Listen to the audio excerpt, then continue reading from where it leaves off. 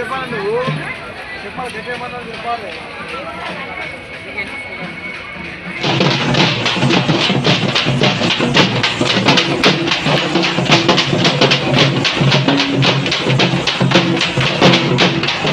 నేను పంజాల రాజన్న 42వ డివిజన్ నుంచి కార్పొరేటర్గా పోటీ చేస్తున్నాను. మీ అందరూ తెలుసు గత చరిత్ర ఏమిటో ఇప్పటి చరిత్ర ఏంటో, ఆ అభ్యర్థికి ఉన్నటువంటి లక్షణాలు ఏంటో, నాకున్నటువంటి లక్షణాలు ఏంటో, నీతి నిజాయితీ ఏంటిదో, అవినీతి అంటే మీకు కూడా తెలుసు. ఇవన్నీ బేరీజ్ చేసుకొని బాగా ఆలోచించి చర్చ పెట్టి నాకు మంచి కొరకు వేటేయాలని, అలాగే నీతివంతమైనటువంటి పాలన తీసుకురావాలని కోరుకుంటున్నాను. ప్రజలందరికీ, ముఖ్యంగా 42వ డివిజన్ ప్రజలందరికీ కోరుకునేది ఏంటంటే, ఈసారి నాకు తప్పకుండా ఓటేస్తే మీ సమస్యలన్నీ నేను నెరవేర్స్తా. 35 సంవత్సరాలు నేను అధికారిగా పనిచేశాను. ప్రజల సమస్యలు ఎలాంటివో నాకు తెలుసు, అవి ఎలాగ తీర్చాలో కూడా నాకు తెలుసు. కాబట్టి ప్రజలారా మీరు అందరూ ఆలోచించండి, నాకు ఓటేసి అత్యధిక మెజార్టీతో గెలిపించగలని ప్రార్థిస్తాను. ఈరోజు కరీంనగర్ కార్పొరేషన్ ఎన్నికలు జరుగుతున్న సందర్భంలో 42వ డివిజన్ నుంచి కాంగ్రెస్ పార్టీ అభ్యర్థిగా పంజాల రాజన్న గారిని ఈరోజు కాంగ్రెస్ పార్టీ అభ్యర్థిగా ఇక్కడ నిలబెట్టడం జరిగింది.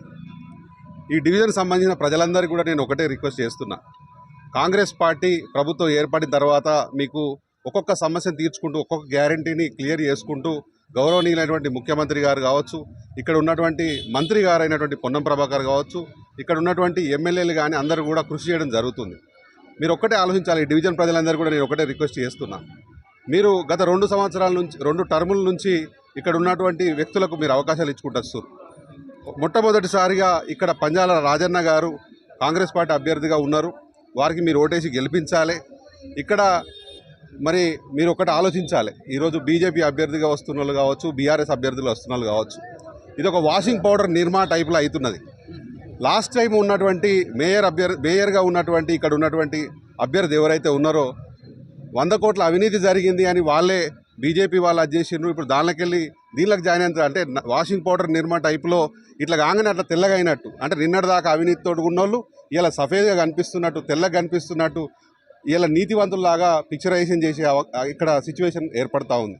కాబట్టి ప్రజలందరికీ నేను రిక్వెస్ట్ చేసేది ఒకటే, 42వ వార్డులో పంజాల రాజన్న గారిని గెలిపించండి.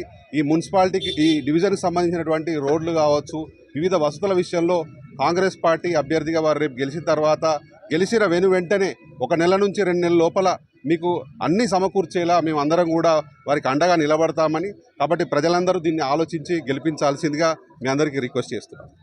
Hi, this is Neha Shetty. Please subscribe to GK News. Hi everybody, subscribe to GK News.